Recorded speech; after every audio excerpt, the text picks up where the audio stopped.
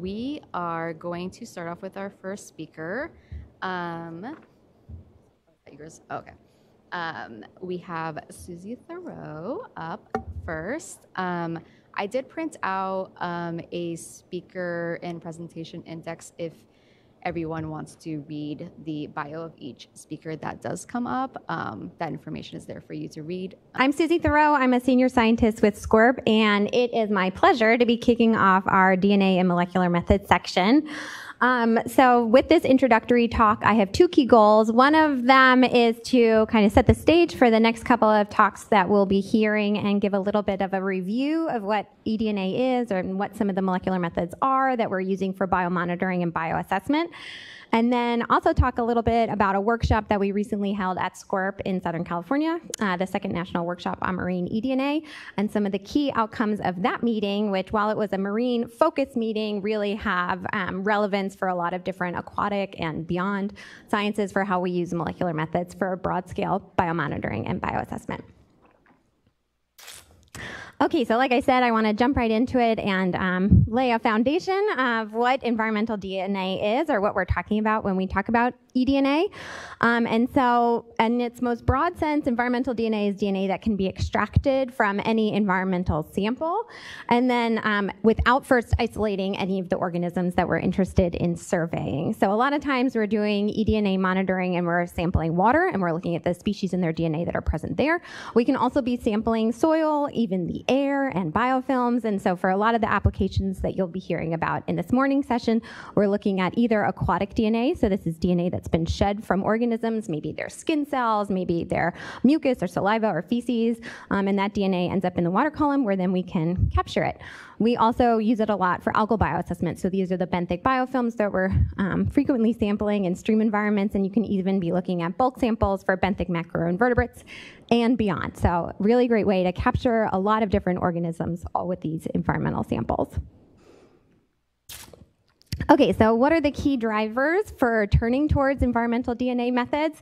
One of the biggest ones is that we know environmental DNA methods can be really scalable. So they're getting increasingly cheaper.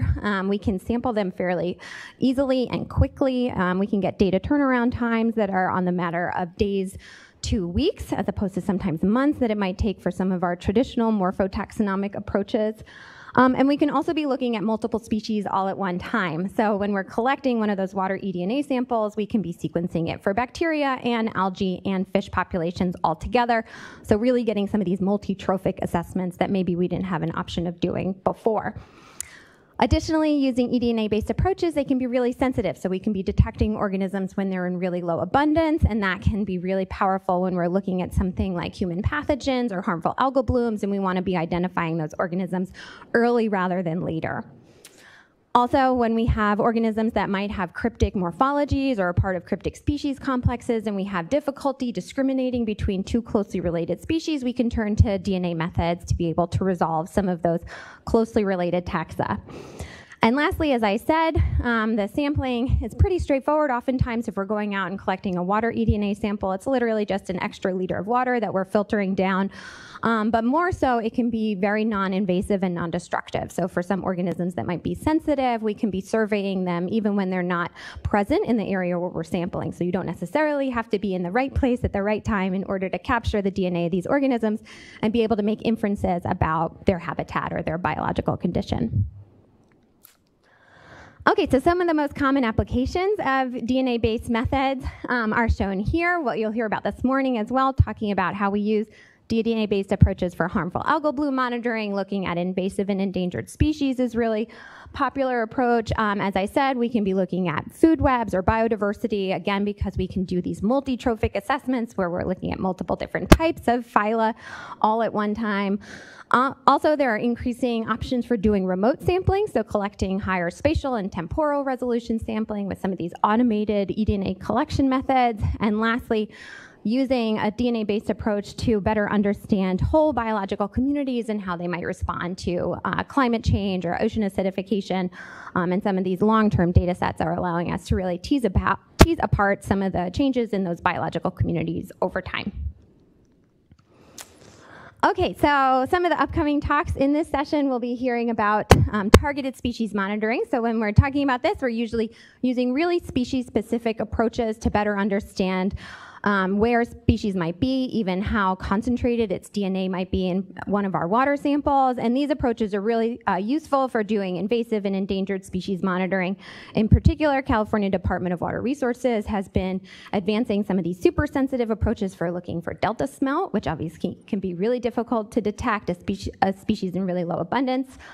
Also, some of the work down in San Diego that they've been doing to look for different invasive and endangered taxa. As I mentioned, we've been using DNA-based approaches for algal bioassessment and trying to find the best DNA-based or molecular approach for better understanding our algal communities and how they're changing. And then also the CMAP program. So as part of SWAMP's eDNA metabarcoding and monitoring program, we're collecting a lot of water eDNA samples all across the state, which has been shining a light on a number of taxa that we previously hadn't been looking at before, including fish taxa, looking at benthic macroinvertebrate signatures in the water column, as well as phytoplankton. And what's great about those samples is that they're paired with some of the traditional morphology-based approaches, so we can see who we're picking up in the water column, how that relates to who we're picking up in some of our benthic samples, and how we can be using that information to make inferences about biological condition. And then we're fortunate we'll hear from Jayme also about HABs. Okay, one of the other things I wanted to just make sure that we touch on briefly was what some of the different technologies are that we might use when we're talking about these molecular methods, and they really fall kind of into two different camps. And so one of them, as I said, is these targeted species approaches where they're really honing in on one individual organism. And for those based approaches, you might do something like quantitative PCR, which we're all familiar with because of COVID testing, or digital PCR, which is a slightly more ramped up version of qPCR that can be even more sensitive. That's in comparison to when you might be using a DNA sequencing-based approach like DNA barcoding or DNA metabarcoding, which are really great when you're trying to determine the identity of the organism. So if you take a fish clip sample and you want to find out exactly what species it is, you would use DNA metabarcoding. When we're wanting to look at all of the fish present in a water sample, we're using an approach like DNA metabarcoding. And if you want to be looking at some of the genes that are present in that sample, you can move on to genomics and metagenomics. So this was part of an eDNA 101 primer that we created for the Marine eDNA workshop, and it's available on our workshop website, which I'll share with you next. So hopefully that just provides like a little bit of a crash course reminder what some of these different tools are that we're using when we're talking about using molecular methods for biomonitoring and bioassessment. So in the past couple of years, we've seen a big increase in the usage of these tools in different biomonitoring programs. But one of the things that researchers are often talking about is how can we advance the use of these methods for informing environmental management decision-making. So right now, there may be a couple roadblocks that we're using these DNA methods at the pilot scale, but how do we get adopted for regulatory use and broad-scale biomonitoring and bioassessment? So that was the real impetus of this second national workshop at Marine eDNA that we had just last month down at SCRP. And so this workshop brought together researchers from all across the US and international, as well as environmental managers and different local, state, and federal agency representatives all coming together to create an eDNA community, really share experiences and lessons learned, and identify roadblocks to eDNA method adoption. We were focused on talking about some of the different hurdles that we might encounter, whether they are based on lack of standardized methods or some of the technical hurdles that we might be encountering. And then even some of the regulatory hurdles, where if we're in an environment where there are permits that require you to collect a traditional morphology-based sample, how are you going to be advancing your program to adding on or replacing with a DNA-based method? All right. The structure of the workshop, we had 2 days that were open to the public. I know some of you attended, so I was glad to see you there.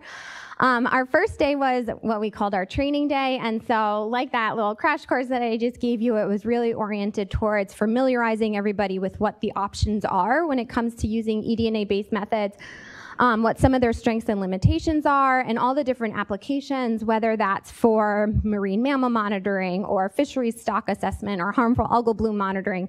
How are people using these DNA-based methods, and how might they be appropriate or useful in your monitoring programs? We really wanted everyone to just feel comfortable with the terminology that we use when we're talking about eDNA, and then be able to participate more fully in the plenary day, where we had a lot of invited speakers talking about how they've been using eDNA in their different monitoring programs.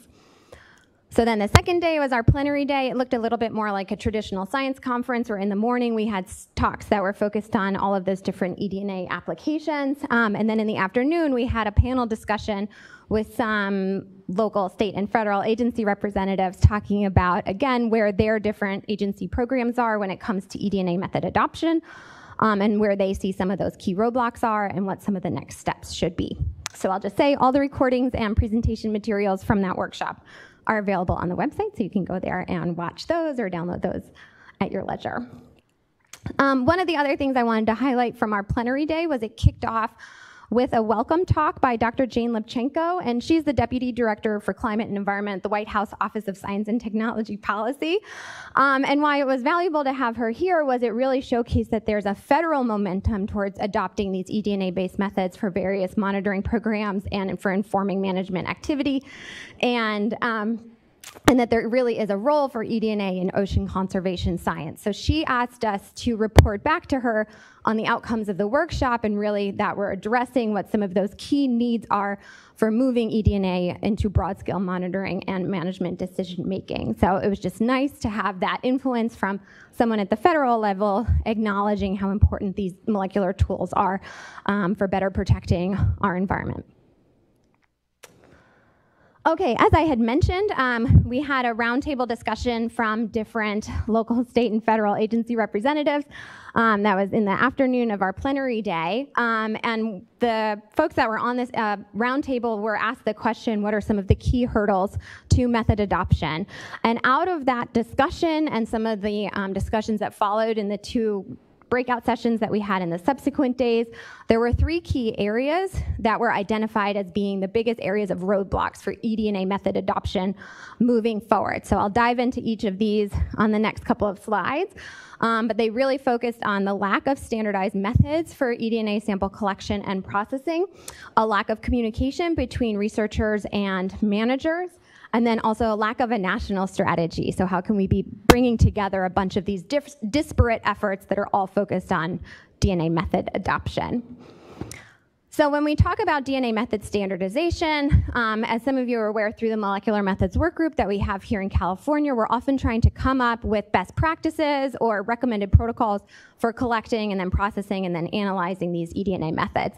That gets us so far, having some of these standardized SOPs, but then the next stages are lab accreditation, intercalibration exercises, and then proficiency testing. These are different efforts that you may have been involved with through some of the beach water quality monitoring work that's been done with looking for human pathogens. A lot of us have been involved in other sorts of intercalibration exercises that are helping to optimize or refine different sampling protocols. And these are really seen as kind of the next stages to get us over that hump towards method adoption for broad-scale monitoring and management decision-making. I would also just like to highlight that it's not that far away. So for proficiency testing, for DNA methods, for environmental sampling has been adopted in the UK. And the example that I'm just showing here is for great crested newt monitoring, where they're using eDNA samples paired with quantitative PCR for looking for great crested newt in different freshwater environments in the UK, and then that informs environmental action. And so this is something that we can model some of the processes that we're doing here in the States after and really have these protocols be adopted into policy. One of the other things that I mentioned was a lack of good communication between researchers and managers. And so the figure that I'm showing here is just to highlight, oftentimes scientists are stuck in the ivory tower and we think about data and then information that we're sharing with managers or with agency representatives. And I just want to say, something I think we do a good job of here is that it's a two-way conversation. And so bringing folks from the management community into the designing of these pilot studies and working with them to refine those standardized protocols and interpret the data itself, and address some of the different strengths and limitations in those eDNA methods from day one of these different pilot studies, I think just helps to ensure the longevity of those methods and their success over time.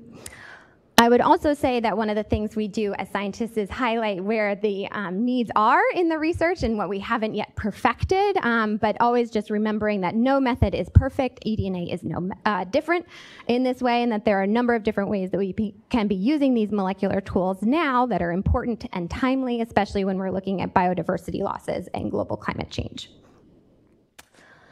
So some of the areas that I think we can be really working on our communication is having more opportunities for training, such as sampling or in analyzing of these DNA tools. I'll talk about one that's coming up. And then also building out more interactive data interpretive tools, really making things visual so that people can better understand the data that they're collecting, and then partnering with industry. So again, this is something that's already happening with SWAMP's CMAP program, where they've partnered with Jonah Ventures to do a lot of sampling, and that's just helping to accelerate the adoption of these methods for biomonitoring. Okay, the one other thing I wanted to mention was a call for a national strategy. So this was something that all of the panelists had identified would be really valuable, again, is bringing together a number of disparate efforts towards DNA method standardization and adoption. And so, as I mentioned, we have our California Molecular Methods Workgroup. There's a European effort that's been working similarly to optimize and then standardize some DNA-based methods. It would be great if we had a national strategy that was really leading the charge here in the US to help reduce some of the redundancies, bring people together, sharing that information and knowledge, and having it be informed by a collective group.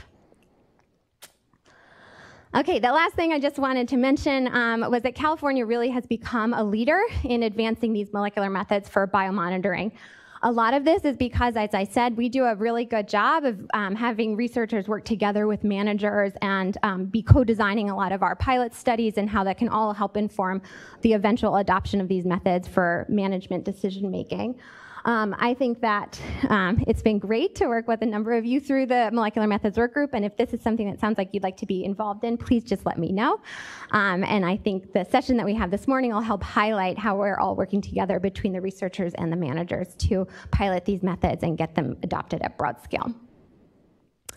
As I mentioned, if you would like to learn more, we have an eDNA seminar series that's going to come up. It's being run through the California Water Quality Monitoring Council's collaboration network, and so it'll be a series of 6 different 1-hour seminars that are going to run from about January through June. They'll be online, they'll be recorded, but they'll be a great way to learn more about how we're using these molecular tools for invasive and endangered species monitoring, or HABs, or for human pathogens, and just get a little bit more background and familiarity with these different methods and their strengths and limitations. So hopefully see some of you there.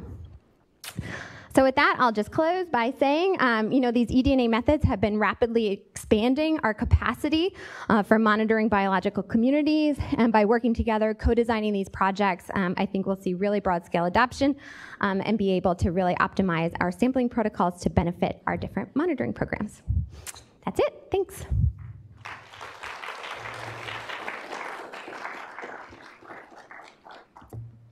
Right, we have 5 minutes for Q&A, so if you have a question, you can go ahead and raise your hands and Susie can call on you.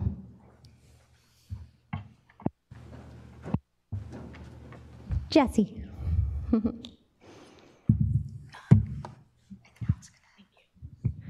Thank you. I just had a question about the cost and when it's sort of appropriate to use this technique versus another technique. If you could talk a little bit about that. Yeah. So in terms of cost, that eDNA primer actually that we created for the workshop has a rough breakdown of estimates that you can expect, but we tend to see on the order between $50 and $150 per sample, depending on if you're doing quantitative PCR or DNA metabarcoding, and that amount gets smaller the more samples that you're processing. So at greater scale, we see decreasing costs. When you know it's appropriate to use is such a great question. I think what a lot of these successful programs have in common is they start at pilot scale by collecting the traditional approach paired with a DNA-based approach. And that really helps us get a sense of what the value add is of DNA-based data. And in some instances, you might be monitoring for something that's really abundant, and you have your morphotaxonomic analyses like down pat, and you can get that data turned around really quickly. And so you have less of a need for something that's going to be more sensitive or faster or more accurate. Whereas if you're sampling for something that's super rare, really difficult to identify with morphology, maybe some of our harmful algal species, which are single cellular, could be difficult to identify, that might be an area where you have greater value add of eDNA. So I think it's really a trade-off between some of the key goals of the project and what some of the resources are that you have available. But that's a great question. Okay. Anything else? Yeah. Hi, thanks. That was a good talk. So I'm an eDNA noob, I would say, and I wanted to know to what extent is, for the quantitative measurements, is the presence of DNA correlated to the presence of the organism? Yeah, that's a great question. And it's an evergreen question in the DNA space. I would say, you know, how long does my eDNA persist in the environment and how related is it to quantity of my target organism? Those are two of the, like, if we can answer those as the silver bullets in the eDNA space. In general, depending on your system, if you're in a freshwater stream that has like a lot of organic matter in it versus if you're in like a super oligotrophic surface sample from the open ocean, your variable in time will change a little bit. It can persist longer or shorter. There's a poster that's outside actually from Sean Melendy that talks about how long eDNA might transit or persist in a system. By and large, when you're in ocean environments, it is on the order of 4 to 6 hours. Usually your sample is related to when it was shed by the organism. In stream environments, it can persist a little longer, but you have greater transport also. So it's a balance between degradation and transport, or what we call like fate and decay. But what we see by and large is in your eDNA pool, it is largely representative of the organisms that are present there, as opposed to having persisted for weeks or months of time. The majority of that eDNA pool is organisms that have been there in the past 24 hours. Yeah. Hey, good morning. You mentioned that potentially eDNA could be used for environmental change detection. I was wondering if you could speak a little bit more to that. Yeah, so for example, we've been collecting now eDNA samples through the Southern California Bite Monitoring Program that SCORP does every 5 years, and we're getting ready to do again. And we're also partnered with the Cal Coffee Program, California Cooperative of Ocean Fisheries Monitoring. And so a lot of those samples are helping to inform how ocean acidification will be changing biological community dynamics. And if we can start to see shifts that are indicative of either like range shifts because we're seeing shifts in temperature, or of loss of species because we're seeing their habitat shrinking down due to increasing ocean acidification or loss of, you know, oxygen needed to survive there. So it's largely looking for those patterns and how they're responding to either temperature or other environmental variables. I would say one of the great things about eDNA is for some of these programs like the BITE and like this Cal Coffee program that's been running for multiple decades, we have samples that have been preserved over time that we can actually go back to when now we know things have shifted, you know, up 0.2 pH. And so we can look who was present 10 years ago that isn't present now. We can look back at some of those archived samples and screen for who was there that we know is not present in our samples anymore. So having some of those like long-term data sets has been really powerful for discriminating those changes. Cool. I think that's all the time that we have. Yeah, thank you, Susie. And then now we have Chad. Chad Loflen is coming in from the Regional Water Board in San Diego. And we are on time, so go ahead, Chad, thanks. Thank you. I'll try to keep us on time. Could I use a microphone instead? Is that possible? Or what? Is there a mic so I don't have to be tethered to this thing? Or?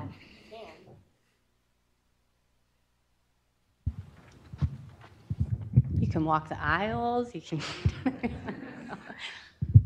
Come on down. All right, thanks. So yeah, my name is Chad Loflen. I'm a senior environmental scientist for the state of California, the Water Board in the San Diego region. And today I'm excited to talk to you about the work we're doing in our region. It's funded by SWAMP, Surface Water Ambient Monitoring Program. It's weird to hear my echo going on. And so this is work that we're doing in conjunction with Susie, who just talked at Oh, thank you. Squirp. And you'll notice my title is a little different than what's in the agenda. I basically expanded it out a little bit to cover a bunch of different molecular methods we're using in the region. So I'll try to keep it in my allotted time. I'm not going to talk as fast as Susie does. I'm not as skillful at that. So before we get started, I just wanted to point out this stream, because it'll come up later. This is, I don't know if the pointer works. Maybe not. Anyways, this is Secret Canyon Creek. This is a highly intermittent stream in our region, one that we do bioassess. It's also a reference site. So first off, what do we mean by molecular? What do I mean by molecular for this talk? So we're using eDNA to identify organisms basically in two ways in the San Diego region. The first is through targeted organismal collection. Susie kind of touched upon this. That's something like you'd see in the right photo here, where you're actually collecting the organisms directly, like using a DNet and collecting benthic macroinvertebrates from the substrate. The other thing we're doing is eDNA sampling. I put that in quotes. Susie talked about, there's a lot of different eDNA. It's in quotes because it means different things to different people. For us, we're basically taking a water sample and looking for organismal DNA that's left behind, either through things like feces or shed skin cells or the like. And then, what do we mean by San Diego region? I know a lot of people are familiar with the boards, but for those of you who aren't, we are region 9 in the lower left-hand corner.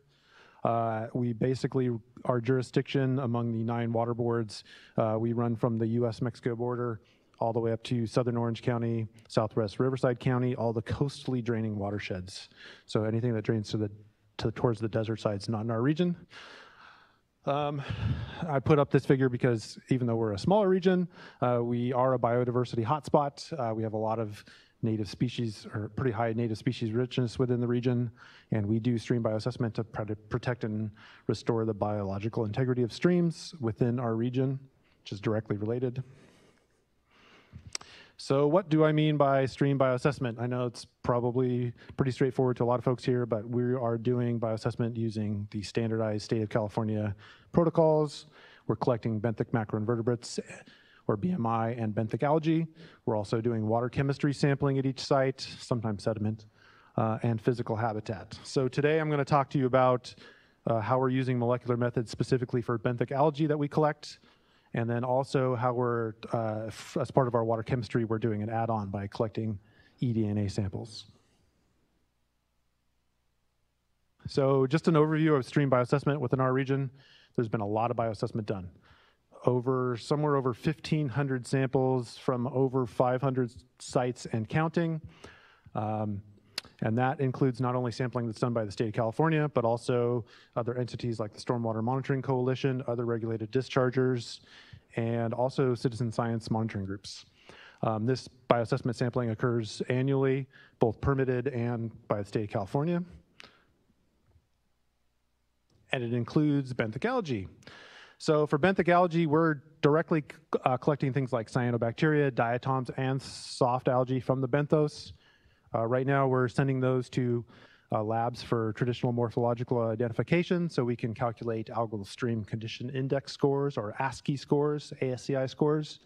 And we like the ASCI. It works well for identifying the biological integrity of streams.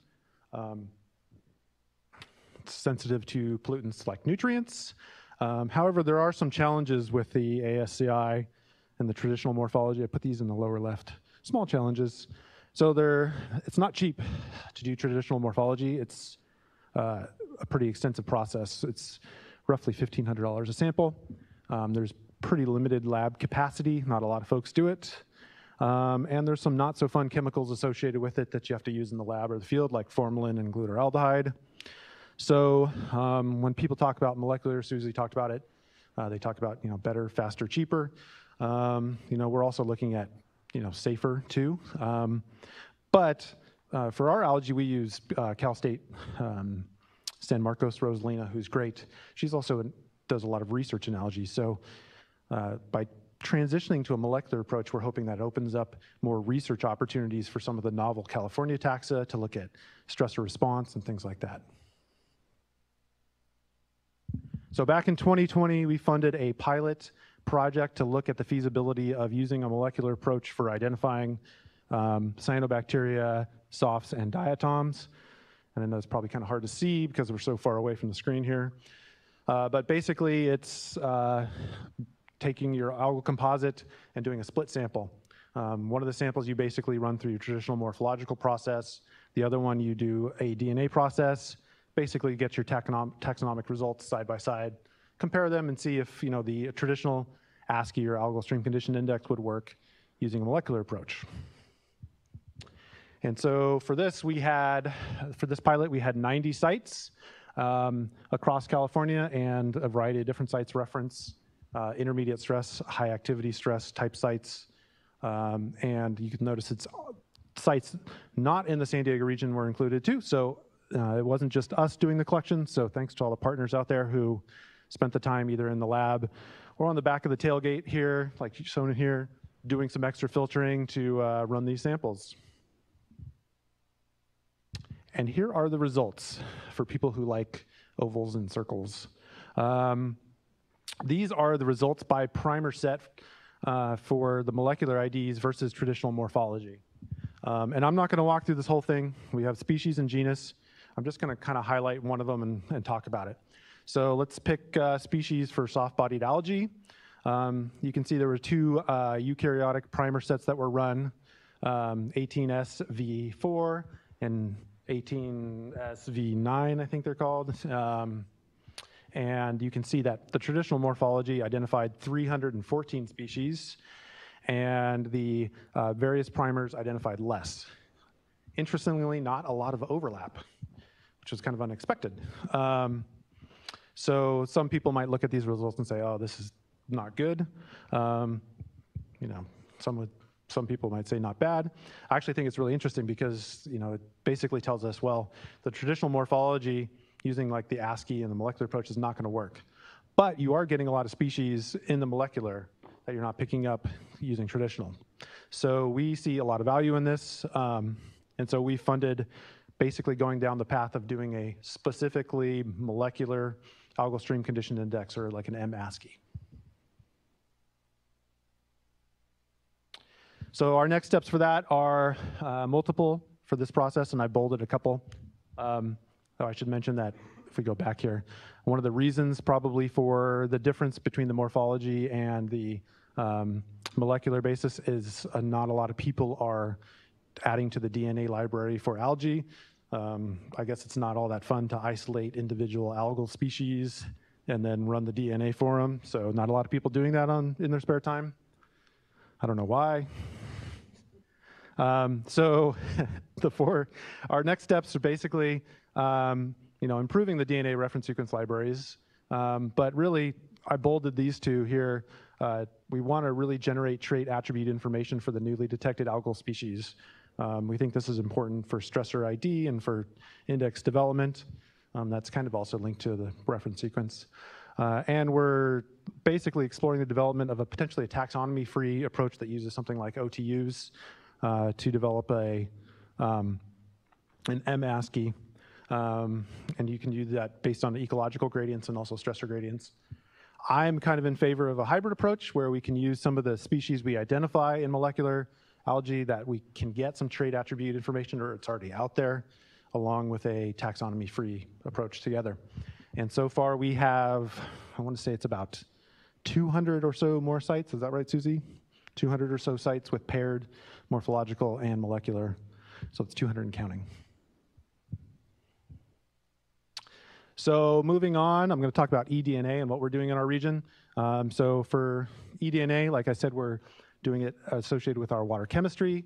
We consider this a pretty easy add-on because it's simply collecting another liter or two of water for each bioassessment site where we're already doing pollutants.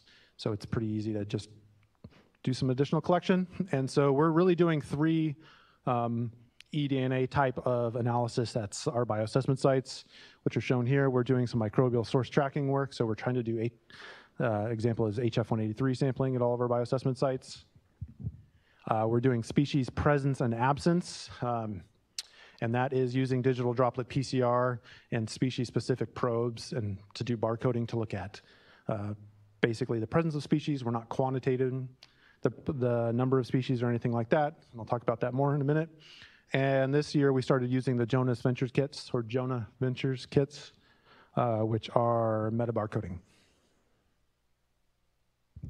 So for the presence absence, we are focusing on both native and invasive species for our bioassessment sites. So we've picked a bunch in coordination with USGS and local CDFW biologists. And so examples are some that are California state species of concern. So we have the newt, California newt, and the western pond turtle or southwestern pond turtle on the top. And then also ESA species like arroyo toad and steelhead on the lower, Southern California steelhead, be specific there on the lower part. And so here's the species list that we basically developed working with our sister agencies. And we have a number of native species and non-native species. Some of the non-natives are kind of scary. We don't have them yet, but we want to be on the lookout. Stuff like snakehead.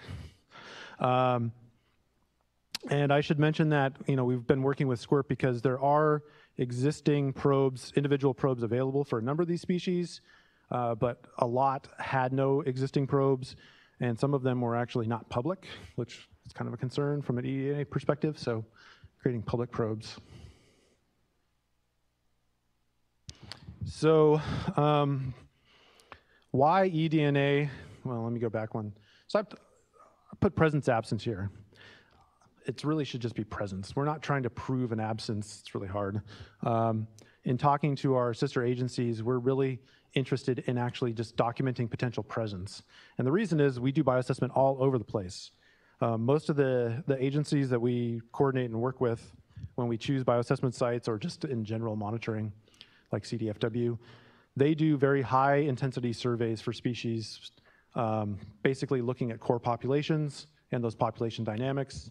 A lot of stuff that doesn't get picked up by eDNA. Population size, reproductive success, disease, stuff like that.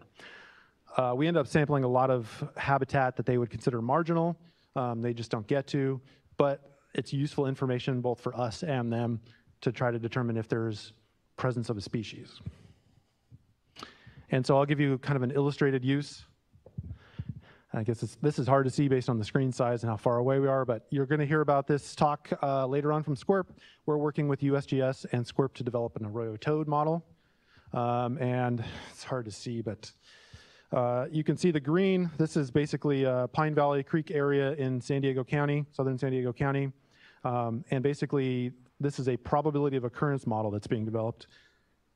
Excuse me, and the green is a high probability of occurrence. You can kind of see a little dot, which is the actual observation of arroyo toad. And then you can see there's a couple creeks. There's Espinosa Creek, which is kind of in the middle going off into the right. And that has a kind of lower probability of occurrence, more marginal habitat. Excuse me. The little kind of stub up in the middle part is Secret Canyon Creek, which was that picture I showed in the very beginning of the talk. And there's even some creeks in here that aren't modeled. There wasn't enough data and information. And so we know that Lower Pine Valley Creek gets monitored fairly frequently by some of the agencies because of the existing toads that are found down there. But if we overlap that with our bioassessment sites that have been monitored over the past, this is probably 5 to 6 years, you can see that we've bioassessed a lot of these streams, including at multiple points. So if we added on eDNA monitoring to this, specifically including arroyo toad, and we could pick up potential presence, that helps out in terms of not only improving the model, but documenting the extent of the population locally and can help agencies basically do focused habitat surveys in other areas that are considered, less ideal habitat. So in the San Diego region, we started a pilot for using eDNA, and we worked with USGS and CDFW to identify a number of sites in our region where there were known locations of species of concern. And we picked a couple of natives, one non-native, and kind of a baseline expected to be everywhere species, which is black fly larvae. The natives we picked were steelhead, arroyo toad, southwestern pond turtle, and stickleback. And the non-native was crayfish. And we went out and did eDNA sampling, digital droplet PCR for those species at all of these locations. And we found species where they were expected to be present, or based on past surveys.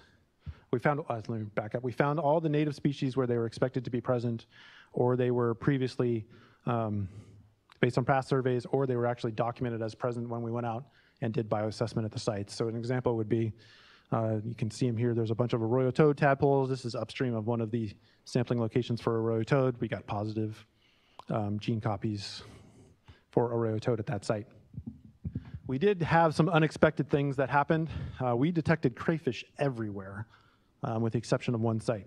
And we detected crayfish at sites that are really referenced, like they're state reference sites, and really nothing upstream of them. And sites throughout stream segments where we've done bioassessment for a decade or more and have never seen crayfish. So we're not sure what's going on there. We had one site where we didn't pick up crayfish in a CDFW preserve where there were crayfish in the sampling reach. So I don't know what's going on with crayfish. We used the Jonah Ventures kits this year for the first time, which was great. That data just came in, saw the same thing. One of the streams that we had with crayfish, there was dozens of crayfish in the sampling reach. We didn't pick up crayfish. So something to be explored moving forward, but basically looking at the probe, maybe we're getting false positives for presence. It's a challenge. The other thing I wanted to mention that's important for eDNA is validation. We know we have more assay development and sampling that's needed not only for crayfish. We had a weird situation with California newt. We did not pick up newt anywhere at any of the sites where we knew newt to be present. And so we're like, what's going on there? Went back to the DNA reference library and the probe that was developed based on that California newt sample. I don't remember how old it was. It was pretty old. It wasn't a California newt, turns out. It was a different species. So make sure your DNA reference library is good, or you will find nothing. So basically, the take-home message is we're going to continue to sample for eDNA at a lot of our sites moving forward, and we coordinate, choice of species and locations with our sister agencies, like that I mentioned, like USGS and CDFW. So in summary, we're moving forward towards developing molecular ASCII and trying to advance the research around not only molecular algae, but also trait attributes and novel species for California. We're incorporating eDNA monitoring in our regular bioassessment that we do at all of our sites. And one thing I really wanted to point out here is we're considering cost and time trade-offs moving forward. Obviously, like molecular ASCII would be cheaper than traditional morphology, but we want to be cognizant because bioassessment crews, we go out and sample. I really like to sample myself. We're often asked to do a lot of stuff at a specific site. Sometimes it just gets overwhelming and it takes a lot of time. So I just want to make sure folks are cognizant of time and cost trade-offs. So with that, I want to basically do a huge shout out to my staff who are out there sampling and having fun doing it, but don't tell anybody that. And also our partner agencies that have helped out with doing the sampling, and then Swamp and Swamp IQ for the data management. And I also wanted to do a huge shout out to Betty Fetcher, who is in the upper right-hand corner here. She was pretty crucial in getting the molecular ASCII going for our region. And she always had a smile on her face, even when her waders leaked and were full of water. And I'm happy to take any questions.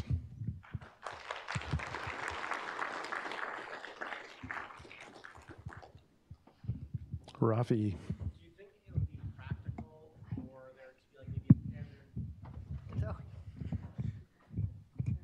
I can use the other one.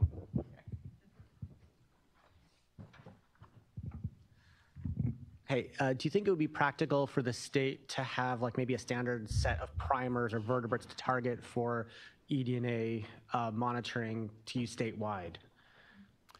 Ooh, that's a good question.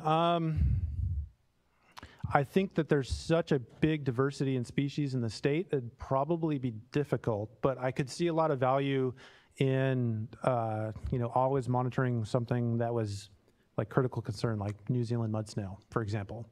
And being able to give field crews, I mean, before we go out sampling at every site, we always check if it's a new site or an old site, are there invasive species we need to be concerned about?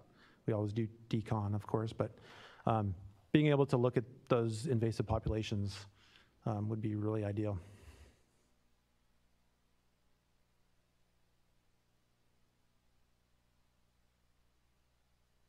No other questions? Anything online?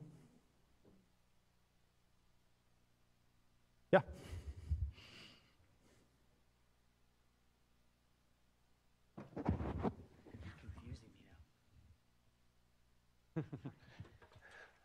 Well, thanks for the talk. It was great. I actually have two questions. One is on the Jonah Venture kits.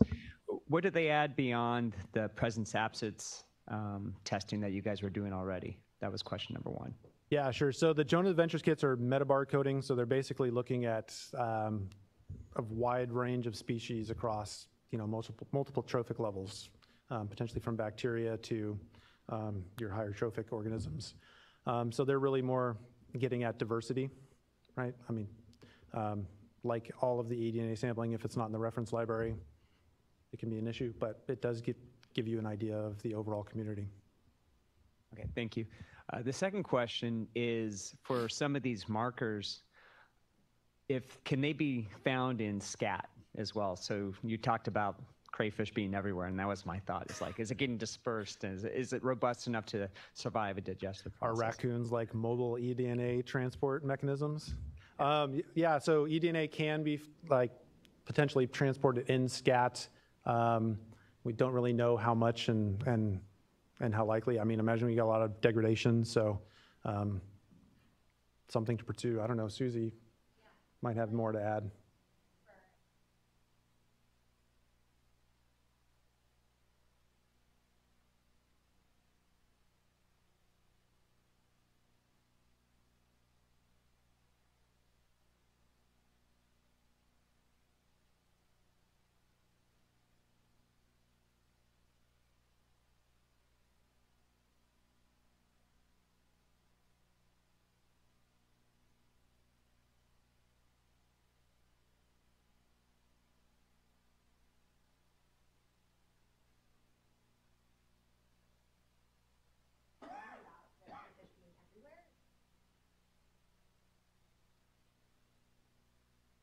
Okay, thank you. It was this guy. Okay, great. Never mind. No question? Okay.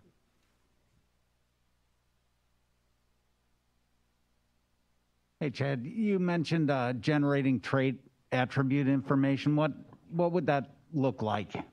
Sure. So one of the parts that's critical for developing indices of biological integrity is knowing what species respond to, what species are sensitive to pollution, and basically that's trait information about the species. And so since we saw such big differences in the traditional morphological IDs in the lab and the molecular IDs, can we look at those molecular species or genus that were identified and see, can we develop some trait attributes associated with them if they don't have them already? And in that way, we can use them in index development.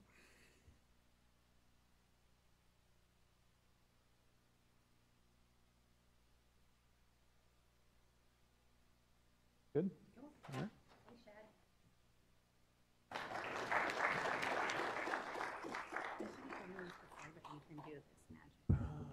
So I don't have to be a hunter. I know. All right. Hi, Tanner. Let's see. So next up, we've got Tanner Waters with UCLA, and it's going to talk a bit about a novel eDNA assay. To you, and you can use this, or if you want to cruise. This works great, yeah. And you can adjust here, and there's your pointer. Awesome. Hey everyone, my name is Tanner Waters. I'm a fifth-year PhD candidate at UCLA, and I'm going to be talking about developing an eDNA assay for the detection of Caulerpa prolifera. So I know this was briefly talked about earlier, but I want to highlight some of the advantages of why we decided to use environmental DNA in conjunction with a more conventional method that California Fish and Wildlife is already using. The big one for me, because I'm not like a big naturalist, is that it can differentiate between morphologically similar organisms. So for biodiversity capturing, juvenile fish, for example, kind of all look the same to me, really small and gray. So it can differentiate between that. And then for invasive species that might look similar to native species, environmental DNA is good at differentiating between the two, so you make sure you're actually eradicating the invasive species. It can detect cryptic and rare species, so species that might evade traditional visual-based methods, or rare species that just don't show up often in the environment. It's less logistically complex in the field, so if you can collect a liter of water in the field, you can do environmental DNA compared to like scuba surveys. And the last one is that through and through the literature, we see that it's outcompeting conventional methods in both species richness capturing and detection of invasive species. And I want to highlight some of these with some data that I just got back from a study where I looked at various seagrass beds around Los Angeles seasonally. So rare fish, we see a number of, in our seagrass sites, vulnerable or this rockfish species that's critically endangered that is easy to miss because they're in low numbers. We also see a number of cryptic fish that engage in camouflage. So if you're doing a visual-based method, and there's a number of flatfish, or in this middle, like a bay pipefish that sort of looks like its environment, it's really easy to miss. But whereas eDNA, you collect the DNA in the water column, it sort of serves itself to being able to find these species that visually you might miss. In a similar vein, we found a number of really small fish. So these are some of the smallest fish we found at their adult size. The smallest, which is the California clingfish, which is about the size of my thumb when it reaches adulthood. So if you're doing a scuba survey or a remote underwater video, you can imagine that if these are in a crevice or under a rock or behind a kelp blade, it could be really easy to miss this, whereas with environmental DNA, we were able to pick it up because it sheds its cells or its mucus into the water column. And lastly, I was able to do, or we were able to do visual-based methods in comparison at the same time with eDNA. So this is just at one of the sites, but you can see that environmental DNA was able to capture the majority of fish that the visual-based method was able to find. And then in addition to that, it was able to find an additional 7 more fish. All of which we would expect to be living or associated with seagrass beds. So that was just a little primer about why we decided to use environmental DNA for the detection of this invasive. So now how do we do that?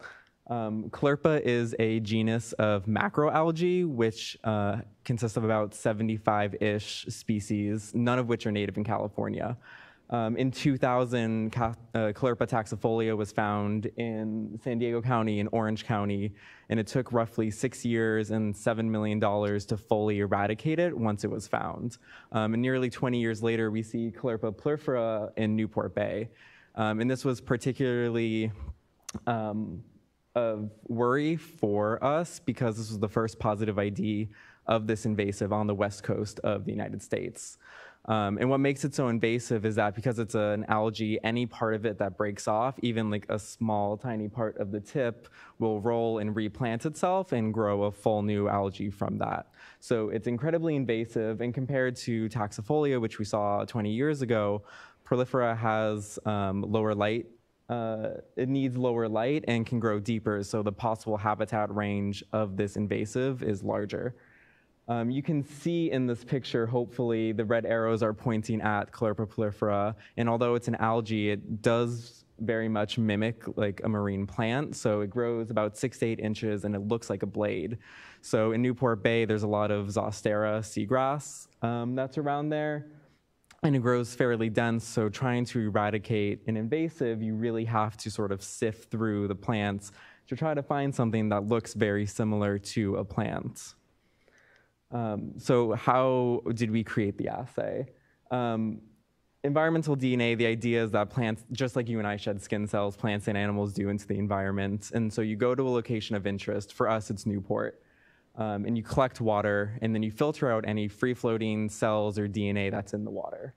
And then what we do is we look for a very specific segment of DNA that is unique to our species of interest that we call a barcode. So just like if you go to the grocery store and you pick up a box of cereal and you scan it, it'll pop up Cheerios because the barcode on that box of cereal is associated to one product.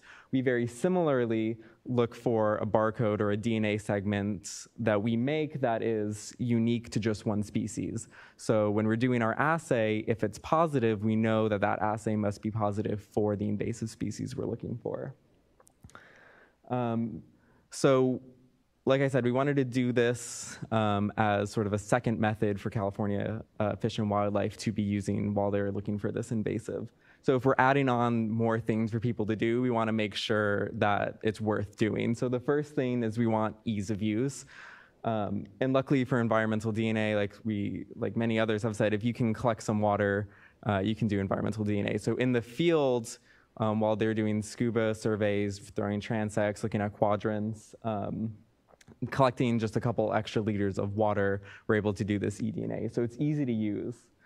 The second thing is that we need to make sure that it's species specific. So we don't want any false positives when we're looking at invasive species. If we have a barcode that works for Caulerpa, but it also works for like a native species like a sea lettuce or red algae, then obviously that's not going to be too helpful because you're like, does it work for the invasive or is it picking up a native?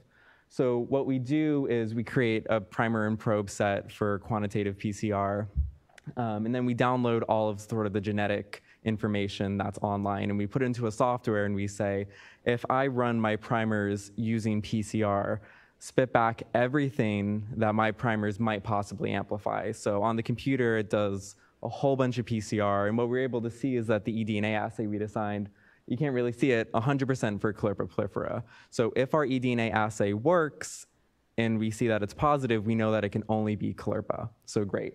And the last thing is that we want to make sure that it's highly sensitive, because if you're looking for an assay and it only works when there's a 2 meter by 2 meter patch of Caulerpa, that's not going to be too helpful because at that point you're already going to be able to see it using a visual method.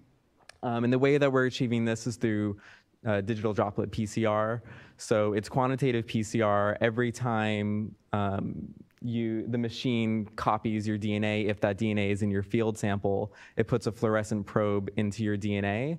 So at the end of the assay, if your sample is fluorescing, you know that your invasive species is in your sample.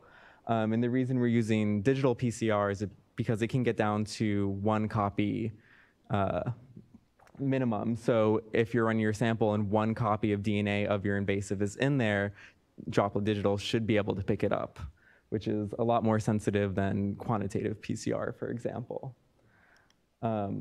So we made the assay, it all works in silico, it all works on the computer, so now we need to do some field validation. So California Fish and Wildlife had emailed me and they said, tomorrow we are going to remove all of the prolifera that we found. Can you come down and take some eDNA samples before we do that?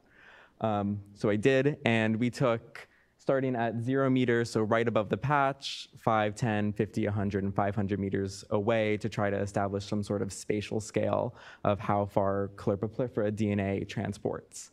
And we did that both at depth, so right over the sediment, as well as at the surface to see whether or not, instead of having to get people to send down a Niskin bottle or divers, if researchers can just skim some water right off the top to make it even easier. So we did all that. We brought it back to lab to then use our assay with digital PCR.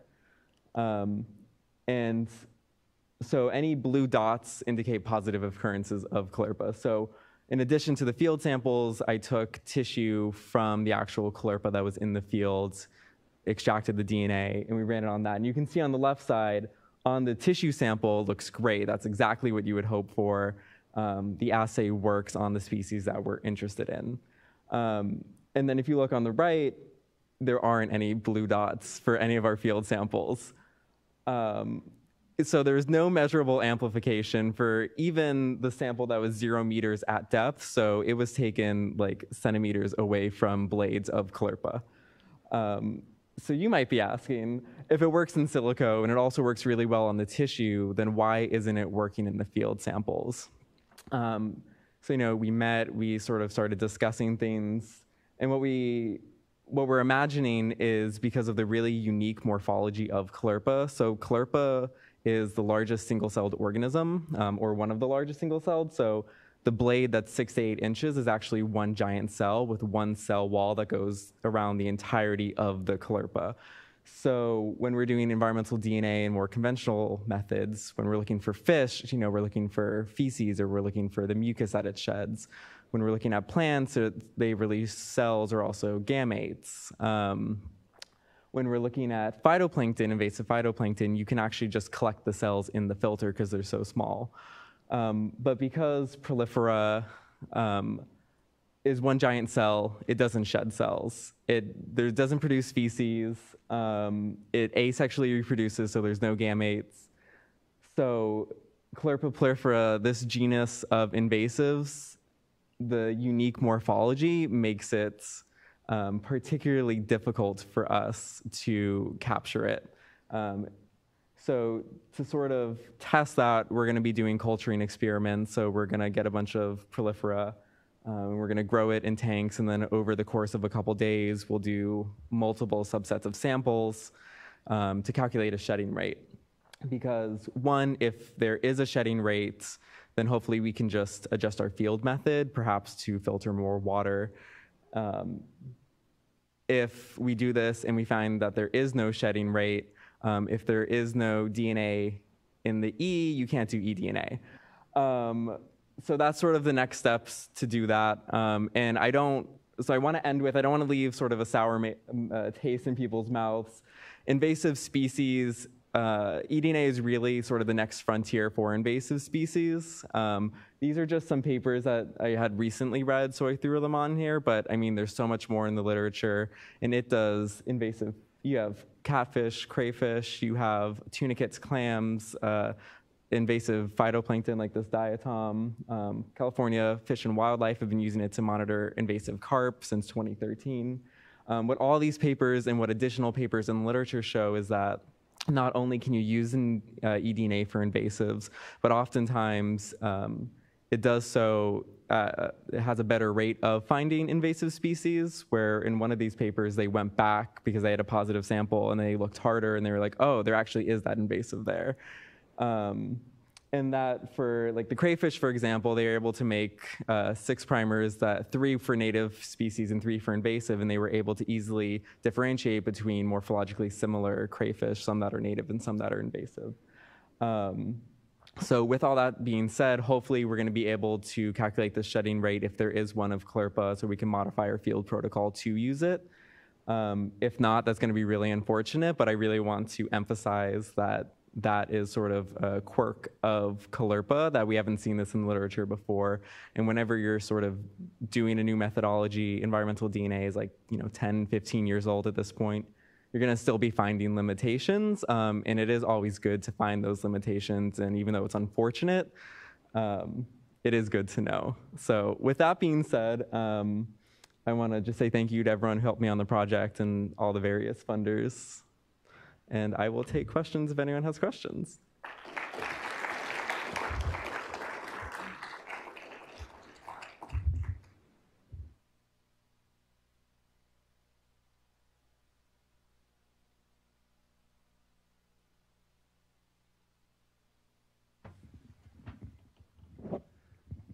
So I just thought that occurred to me while you're talking about Caulerpa.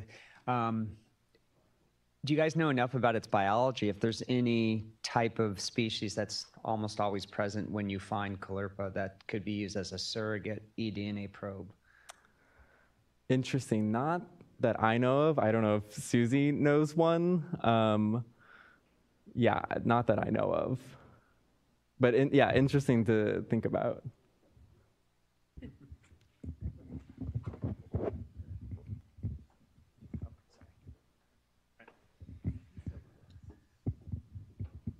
Yeah, so I don't know very much about algae, but this is a super interesting idea for like an organism that's a particularly bad shedder, how to get around that problem, right? Mm-hmm.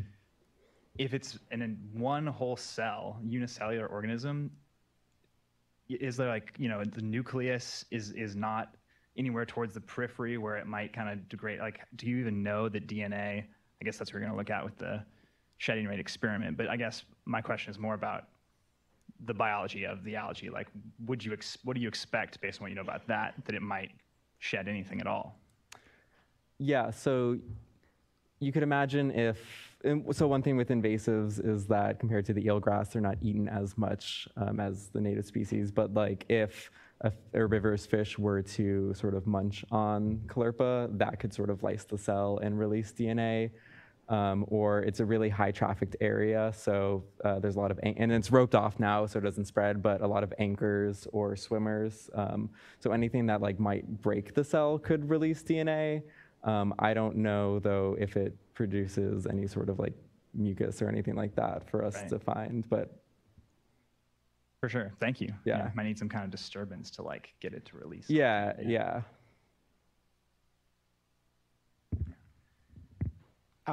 Have people used eDNA with other large single cellular organisms, algae or other types? Depends how large. There's a number of studies that, I mean, do look at algae and other phytoplankton, but not quite 8 inches. Most of the invasives or like the harmful algae are small enough to capture just right in the filter. But in the literature, I haven't found anything sort of this size because it's just, I mean, it's like that big, you know?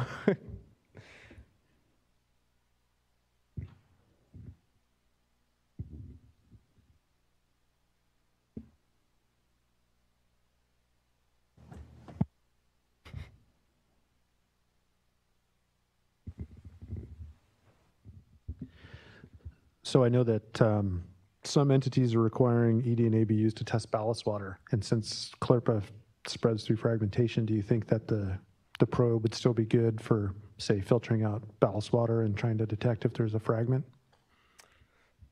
Hopefully. The thing with Caulerpa specifically is that because it's really easy to grow, it's often used for aquarium tanks. So we think that it got into Newport because someone just dumped their aquarium tank into it. Hopefully, though, since it sort of spreads through fragmentation, if it fragments, it releases some DNA, so hopefully it would work in ballast water. But I think the majority of concern with Caulerpa in California is the transport through like aquarium sales.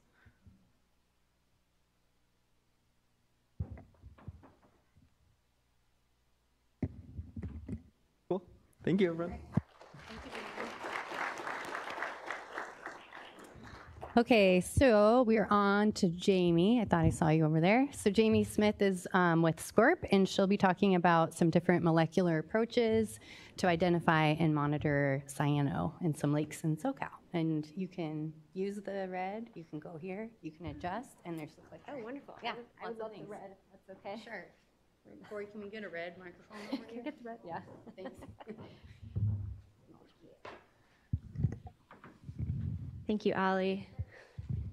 As Allie said, I'm Jayme Smith, and I'm really honored to present this work on behalf of myself and my co-authors, Dana Schultz, Kylie Langlois, Emily Duncan, and Susie Theroux.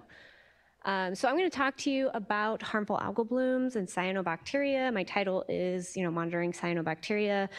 And I feel like it's important to kind of recognize why you would even want to do that. I think most of us are kind of familiar with HABs or cyanobacterial harmful algal blooms in that they produce harmful secondary metabolites or toxins. And so basically those toxins that are produced put basically most of our core beneficial uses of water at risk in various ways, fishable, swimmable, drinkable, as well as aquatic life and tribal uses can be impacted by these toxins, as well as the cyanobacterial biomass itself when it gets excessive.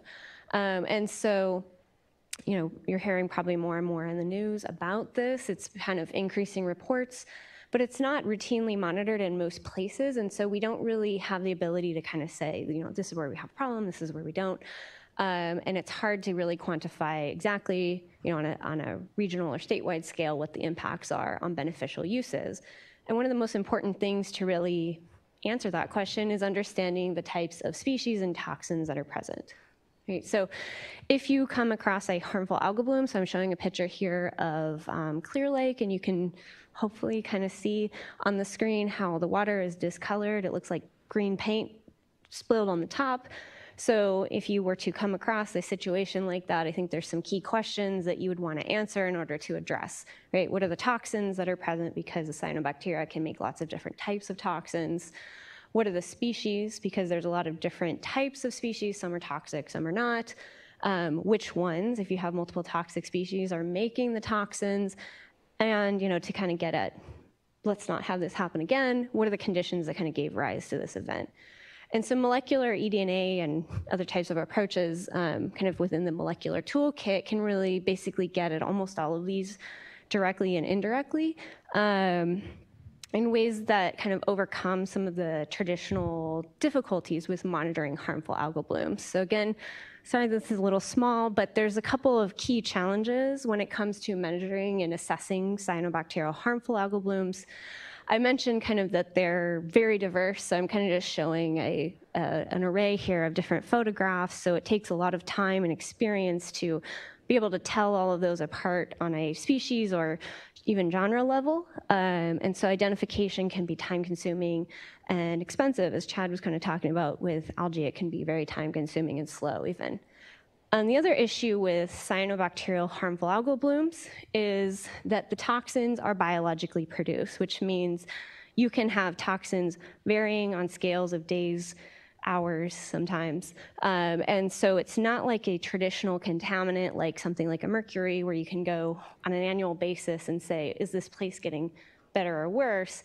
If you really want to deal with a lake or a system with chronic blooms, you need to think of some other strategies to really assess that, because the toxins, you can go one day and they're not there, you go another day and they're quite high, depending on how the algae are interacting with the environment. So there's a couple of molecular tools, and I thank the speakers ahead of me for setting me up nicely to kind of talk about these, but that we can use to assess cyanobacteria. So as you've heard, the metabarcode, thank you, Tanner, for that lovely explanation of that. But basically, you can use that technique to ask questions about how many cyanobacteria, how many different species, how diverse is the community? Is it dominated by one or many? You can use a PCR approach then to get a quantitative answer. So if you're concerned about a specific type, for example, how many microcystis cells, how many toxin gene copy numbers are in here. Basically what I'm going to show you is a couple of applications of this toolbox to look at HABs from a couple different perspectives. So I'm going to show you kind of two case studies here of using a molecular toolbox to assess HABs, or cyanobacterial HABs specifically. So the first is identifying kind of on a regional scale environmental risk factors across multiple lakes, using a combination of kind of our more traditional HAB tools that have been employed to date, which is typically, go measure toxin with some molecular twist on the top, or cherry on top. The second is identifying potential drivers of a specific event within a specific lake at a higher temporal scale. So first question, right? How do lakes in a region, how do we assess if they're at risk, or what lakes are at risk for HABs? So I'm going to tell you a little story about the Los Angeles region. In 2020, we did a 17 lake region-wide survey. So we tried to get a combination of lakes in both urban and kind of open areas. So we hit them twice in a season. We went pre and post Labor Day, because that's kind of the time of most impact for recreational uses. And we sampled for a suite of kind of, like I said, traditional and molecular indicators, as well as water quality. So we looked at the cyanobacteria community, we looked at chlorophyll biomass, cyanotoxins using both a grab sample and a passive sampler that we call SPAT, the presence of toxin genes for microcystin, and then total nitrogen and total phosphorus concentrations. So if you were to go out and do a survey kind of in a traditional for HABs approach, a lot of times you would just go out and measure toxin. And what we found using the combination of water and passive samplers was that 53% of the lakes that we visited had measurable microcystins. We actually looked at other toxins. We saw other toxins as well, but I'm focused on microcystins for the purpose of this case study. So not great, but like I said, they're biologically produced, and you could go tomorrow and you might get a different answer, right? So you can then use your molecular toolbox, for example, and kind of look at your lakes through a risk lens. So you could ask the question of, is there a toxigenic species here? And what kind of risk might that pose? And if you want to look at it from that perspective, 88% of the lakes had the presence of a toxigenic species. And interestingly, we used 2 different microcystin probes, microcystin probes, one that was targeting microcystis specifically and one that we designed to be kind of more broad. And in 100% of lakes, we found the gene, which doesn't necessarily mean toxin, but there's certainly potential for toxin. So kind of like taking this risk approach. And then you can layer this on and kind of look at, okay, where am I seeing this and what are the environmental conditions that are associated? So like I showed you, the gene and the taxa are very present. I am showing you this in relation now. I kind of just have them ordered here from lowest total phosphorus to highest. The dashed green line is eutrophic, using the Carlson's index for lakes. The upper solid line is hypereutrophic. So you can see that, you see the risk potential across kind of your trophic status of lakes. But you see toxin actually being produced generally more often in your eutrophic and hypereutrophic lakes. So by comparing these kind of 3 indicators, you can look at risk versus kind of expression of risk, like the expression being the presence of toxin. There are those cases, of course, where you do see toxin in less than eutrophic lakes, and that's because, that is not the only driver of toxin production, but it is one of the main drivers, so there's probably some other lake-specific things going on. Those might be places to investigate to see what exactly is kind of causing your issue. You can also then use your metabar coding to try to understand across the landscape, and I'm just showing 4 of the lakes here.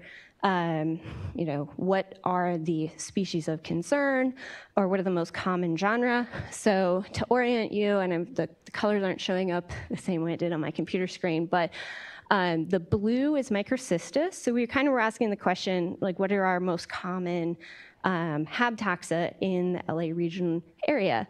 And so there are some lakes that are completely dominated by microcystin. So on the lower panel, I'm showing a percentage of relative abundance.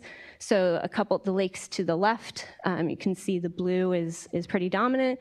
The lakes to the right, you have microcystis and some other stuff. And then on the top, we're showing the toxin concentrations at visit 1 and visit 2. And the dashed line is the California caution level. So you can kind of see that, microcystis is often associated with the presence of microcystins, but it's not always the most dominant toxigenic taxa.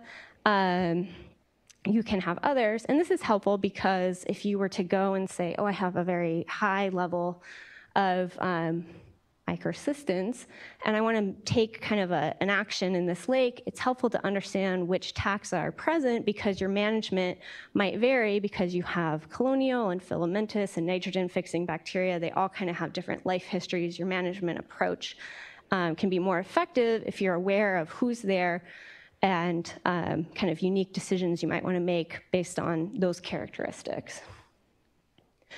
So moving to kind of part 2 of how do hab dynamics vary over time. We took a couple of the lakes in 2020 that we visited twice, and we went and visited them every other week for an entire summer season. So I'm going to just tell you a little story about Machado Lake as an example. But Lake Machado is in kind of like an urban area in San Pedro of LA. And this was a lake that had a fair amount of toxin. It actually had antitoxin in our first year. When we went back, it had a lot of microcystins. But what I'm showing here on the top panel, we went to 2 different sites within the lake. We went on the shoreline, and then we went to a middle of the lake site. And on the top panel here, it's showing microcystin concentration. So that's kind of illustrating what I've been talking about of how they can vary over time. That dotted line, that's, again, a little faded, but that is the California caution level, so kind of the first risk threshold. And so you can see on that top panel how the first part of the summer we started in June. As you kind of get to later summer, you start to see presence of toxin. At the middle of the lake, it's kind of just present the whole time. And at the shoreline, you see kind of this big jump, and then you see kind of a comeback to kind of that baseline level of presence of toxin that's kind of matched at the shoreline. You can then look at the lower panel, and I'm sorry, it can't see the names super well, but you can kind of just see the take home here is you have, I'm only plotting the toxin, microcystin toxin producers here. So there's 5 different ones for this season that we found. And you can see that they kind of vary a little bit. This second to bottom is microcystis, and so you can see a big kind of increase in microcystis when you also see that increase in microcystin, so that's probably our producing organism in this scenario. So you can tell a lot just by these two kind of looking at, there's the toxin. If we just measure toxin, if you go back and kind of look at the community composition, you can start to understand maybe what's going on a little bit. And then if you, because we took other types of measurements, you can layer those on and maybe start to understand a little story of what happened here. Ideally, we would not like to repeat this occurrence. So paired environmental conditions can add a little bit of context. So I've shown here now chlorophyll in the second to top and total phosphorus. And then on the left side, I'm showing the middle of the lake. And on the right side, I'm showing the shoreline where we saw that kind of spike in microcystins. And so what we see is that Lake Machado is eutrophic. That dotted line on the chlorophyll and the total phosphorus on the top and second to top are showing the hypereutrophic line using the Carlson index. And so, this is a hypereutrophic system. It's kind of at a tipping point, right? And you do just see that toxin shows up. Your biomass, your chlorophyll kind of goes up halfway through the summer. It's probably because the temperature is nice and warm and conducive to growth. And you see then there is a spike in chlorophyll on your 4th visit. There's also a spike in TP. And actually, interestingly, the cyanotoxin doesn't peak until the following week, which is actually pretty common because you usually get growth and then you get the toxin production itself turning on. You can then also see kind of the shift in community that goes along with that. And basically, we have a pulse of TP where within 2 weeks you have a shift in the community composition towards microcystis. You see microcystins go up by an order of magnitude. I'm not going to show that today, but we also see our gene counts increase by about an order of magnitude. And like I said, the shift in community. And so what's interesting is at the beginning of our sampling period, we had, unfortunately, Lake Machado had somebody that decided to do arson. So there was a big fire kind of around the edge of the lake for the first 2 weeks that they then got control of. Then we had an unseasonable rain right after that.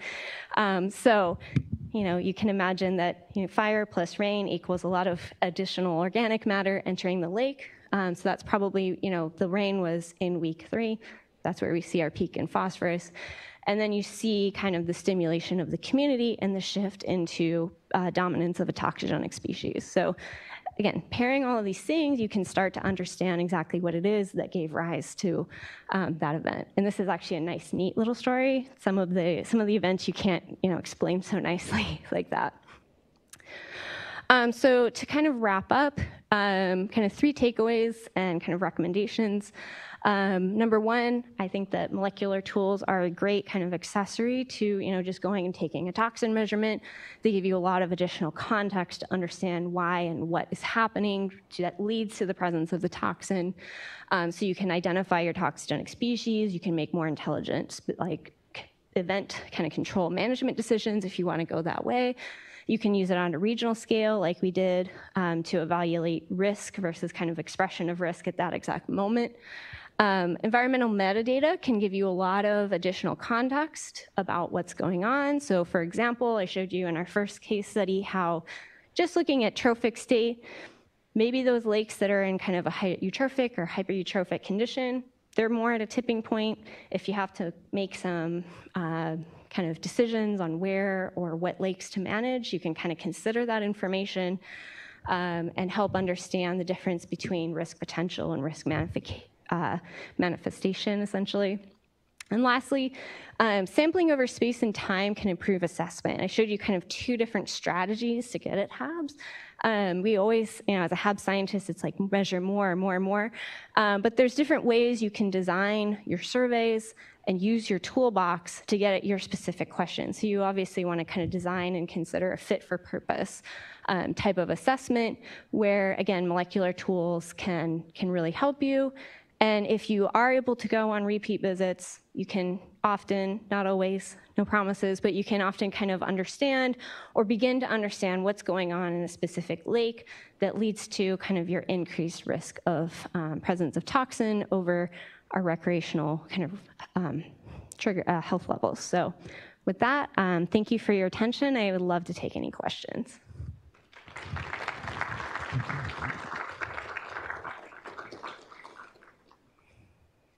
We've got plenty of time for questions, so go for it. And I have a couple, Jayme, if not. Awesome.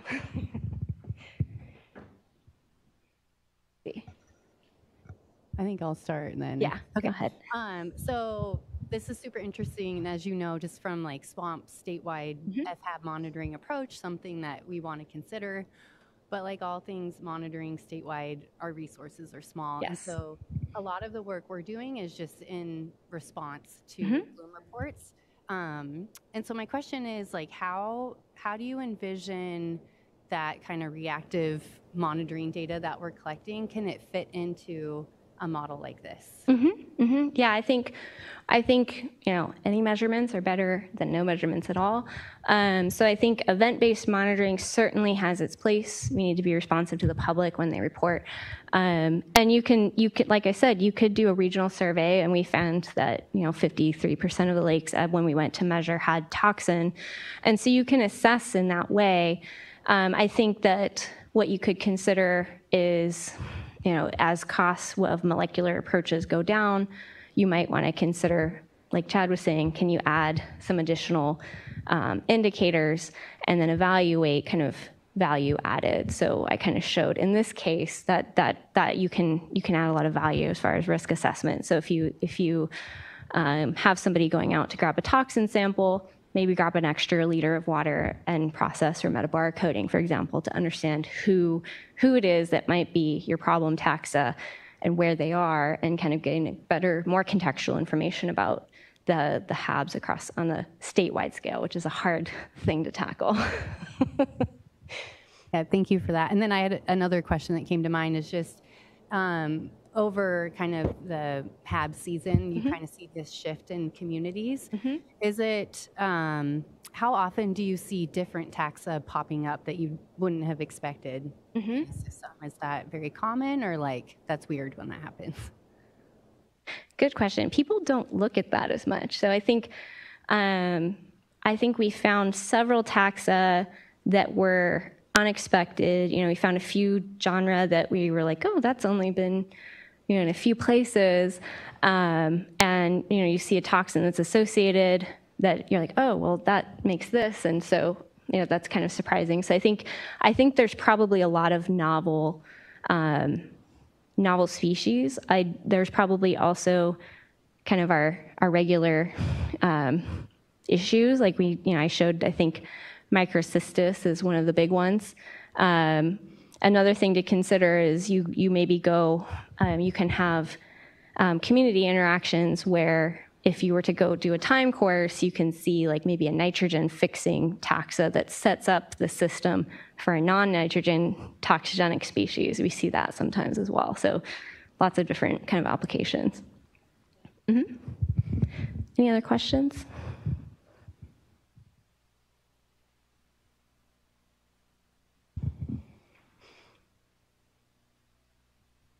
Thank you, Jayme. I may not have been paying close attention because I think I missed it, but just for clarifying, you talked about how toxins peak like a week or so after, and I didn't catch what specific event or measurement that you took that you saw toxin peaks after that event. So could you go over that again? Yeah, sure can. So in the Lake Machado case study, we basically saw a big pulse of phosphorus come in after a rain event. You saw the biomass kind of respond to that really quick.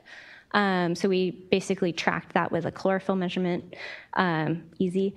And then you see the toxin kind of the following week go up by about an order of magnitude. So that's common, where you will see the biomass go up, and then as maybe stress comes in, the toxin production will ramp up in the community. Okay, thanks. Yeah, in nature of the work that we do, where we're looking at the toxin genes, that's very typical that we see peak toxins about a week or two after we see peak toxin genes. So it sounds like there was a similar result. Yeah, because of course the genes is potential, and then they have to use and express the genes. So yeah.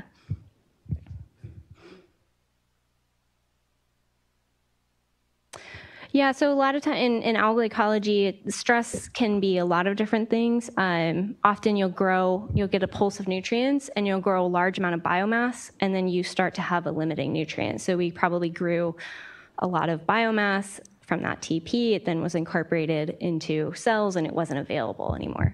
Yeah. Sorry, the question was about what was the stress in that scenario. Any other questions? We've got a bunch online. Not off the hook yet. Okay, so there's several here, so we'll just see what we can get through. Okay. So the question's coming from Nick Schulte at Jonah Ventures, and he wants to know, which meta barcoding primers did you use to characterize toxigenic cyanobacterial species? We used a set of primers that were published in, it was, I forget the author's first name, but it was Monchamp et al. They came out of France, I believe. So, yeah, so cyanobacteria specific barcode primer. And then, did you morphologically identify any samples for comparison between traditional and eDNA methods? We didn't in this particular study, no. Okay. And finally, how do you envision the application of eDNA for HABs monitoring, replacement of toxin analysis and morphotaxonomy, early detection prior to toxin detection, et cetera? And there's one more question, so I'll leave it at that. Okay, so how do I envision kind of use and implementation of the toolbox? Yeah. I think that at present, I don't know that we have the molecular tools to replace toxin detection, because we do a really good job at detecting the genes, and whether or not they're being turned on, we don't know. You could go into things like transcriptomics, which I think that is coming, not ready for, not shovel ready, but that could be something in the future. And I think, understanding you kind of asked that, I think that it's very important to understand the taxa that you're dealing with across regional and even lake specific scales. Awesome. And then if you only have one eDNA method, which is better? Meta barcoding, it's multiple choice. Meta barcoding, qPCR, or something on site like loop-mediated isothermal amplification, or LAMP. Oh my gosh, it's like picking a favorite child. I think that answer would vary depending on, again, what scale you're thinking about. If I was going to give my opinion, I think that metabarcoding is where we want to go right now. I think we don't know a lot about what our problem taxa are, and when we do, we might want to move into kind of gene territory. But I think you can, if you had to pick now, that would be what I would pick. Yeah. Awesome. Thank you.